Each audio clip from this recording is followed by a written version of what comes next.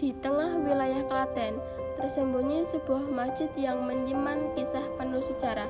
Inilah Masjid Tiban yang berlokasi di Desa Puluhan, Kecamatan Trucuk, Kabupaten Klaten. Secara resmi dinamakan Masjid Agung Puluhan, namun masyarakat lebih sering menyebutnya dengan Masjid Tiban. Konon masjid ini dibangun pada abad ke-14 hingga ke-15, sekitar tahun 1400-an. Sebuah masa ketika Islam baru mulai menyebar ke tanah Jawa. Menurut cerita turun-temurun masyarakat, saat Desa Puluhan masih berupa hutan belantara, masjid ini sudah berdiri jauh sebelum ada pemukiman seperti sekarang. Dari sinilah diyakini dakwah Sang Wali Sunan Kalijogo menyebar ke kawasan ini. Masjid ini pun dihormati sebagai bagian dari warisan spiritual dan budaya beliau. Sunan Kalijogo adalah wali songo yang dikenal dengan metode dakwah penuh kebijaksanaan. Beliau mengajarkan Islam melalui pendekatan budaya seperti lewat wayang, seni ukir, gamelan, pakaian adat, hingga tradisi masyarakat Jawa yang diselaraskan dengan nilai-nilai Islam. Bangunan lamanya terbuat dari kayu, kemudian direnovasi dengan tembok dan lantai keramik. Namun jejak aslinya masih terasa, 8 tiang silinder serta 4 tiang utama yang berdiri kokoh di pusat ruangan.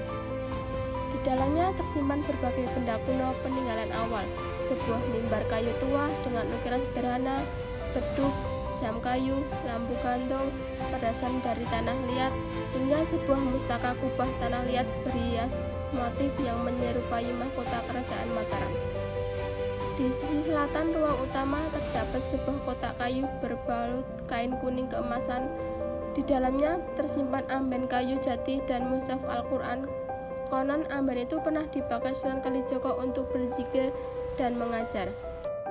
Lalu, mengapa disebut Masjid Tiban? Kata Tiban berasal dari bahasa Jawa yang secara harfiah berarti tiba-tiba atau jatuh.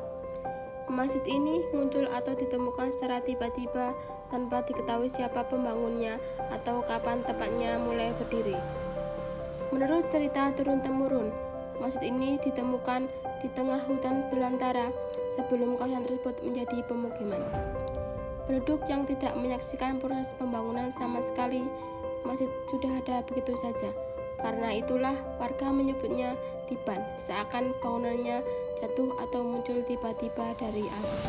Masjid Tiban Klaten bukan sekedar bangunan tua, tetapi saksi bisu perjalanan dakwah di tanah Jawa.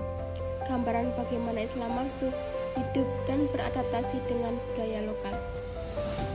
Disinilah nilai toleransi, kearifan, dan keindahan arsitektur tradisional berpadu. Bagi kita, Masjid Tiban adalah pengingat bahwa banyak warisan Islam di Nusantara yang tak tercatat secara resmi, namun tetap hidup melalui keyakinan, cerita rakyat, dan pelestarian budaya.